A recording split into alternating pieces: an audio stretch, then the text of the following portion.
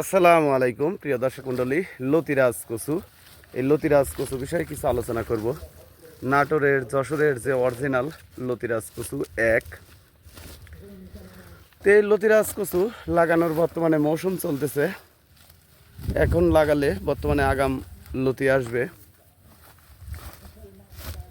এই কচুটা রোপণ করার নিয়ম লাইনে এক হাত পর, এক লাইন থেকে আরেক লাইন 1.5 হাত পর এই কচুটা রোপণ করার নিয়ম।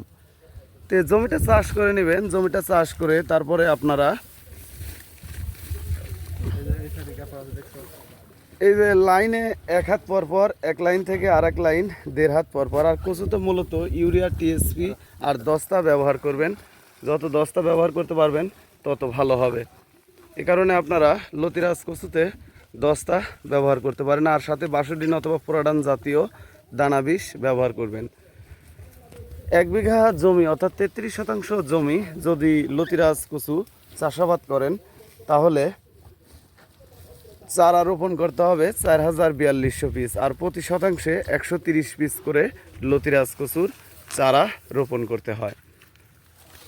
এই যে আমাদের চারার সাইজগুলি দেখতে পাচ্ছেন যে অরিজিনাল, এই চারাগুলি আমরা 2 টাকা রেটে বাংলাদেশের প্রতিটি জেলায় সেল দিয়ে থাকি। আপনারা যদি এই লতিরাজ কচুর চারা সংরক্ষণ করতে চান তাহলে আমাদের সাথে যোগাযোগ করতে পারেন। আর এই ভিডিওটি অবশ্যই একটি লাইক করবেন, শেয়ার করে সবার কাছে পৌঁছে দেবেন। আসসালামু আলাইকুম।